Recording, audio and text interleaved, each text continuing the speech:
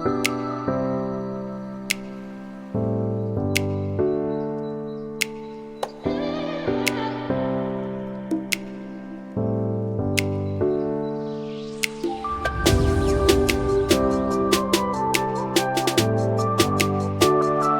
அலைக்கும்.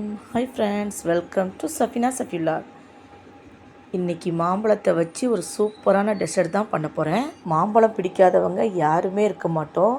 இந்த ரெசிபி சாப்பிட்றதுக்கு செம்ம டேஸ்ட்டாக இருக்கும். சின்ன குழந்தைகள்லேருந்து பெரியவங்க வரைக்கும் கேட்டு கேட்டு வாங்கி சாப்பிடுவாங்க. ரொம்ப ரொம்ப ஈஸியான ரெசிபி, டக்குன்னு செஞ்சிடலாம். நம்ம சேனலை இப்போ தான் ஃபஸ்ட் டைம் பார்க்குறீங்கன்னா மறக்காமல் சப்ஸ்கிரைப் பண்ணிக்கோங்க. பக்கத்தில் இருக்கிற பெல் ஐக்கானை கிளிக் பண்ணிக்கோங்க. அப்போ தான் நான் போடுற வீடியோ உடனே பார்க்க முடியும். வாங்க வீடியோக்குள்ளே போகலாம். ஜவ்வரிசி 1 கப் எடுத்திருக்கேன். சின்ன சின்ன ஜவ்வரிசி தான் எடுத்திருக்கேன். ஒரு பேன் அடுப்பில் வச்சு அடுப்பை ஆன் பண்ணிவிட்டு 2 கிளாஸ் தண்ணி ஊற்றிக்கலாம்.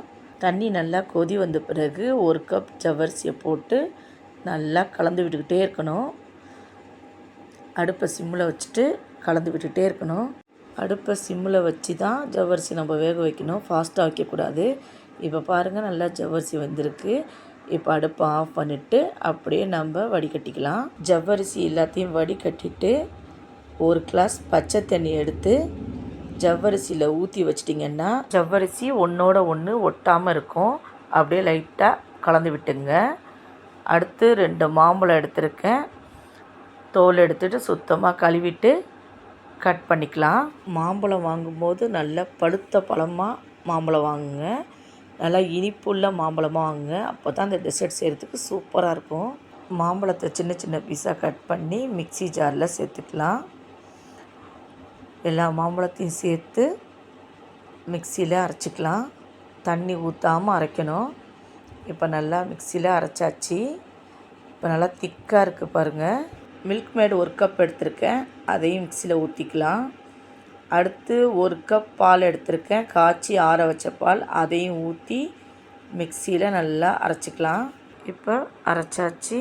இப்போ இது ஒரு பவுல் எடுத்து ஊற்றிக்கலாம். செம க்ரீமியாக வந்திருக்கு. அடுத்து நம்ம ஜவ்வரிசியை வேக வச்சுருந்தோம்ல, அதை போட்டு மிக்ஸ் பண்ணி விட்டுக்கலாம். ஸ்பூனால் எடுத்து இந்த மாதிரி நல்லா மிக்ஸ் பண்ணி விட்டுங்க. சின்ன ஜவ்வரிசி நான் எடுத்திருக்கேன். பெரிய ஜவ்வரிசிலையும் செய்யலாம்.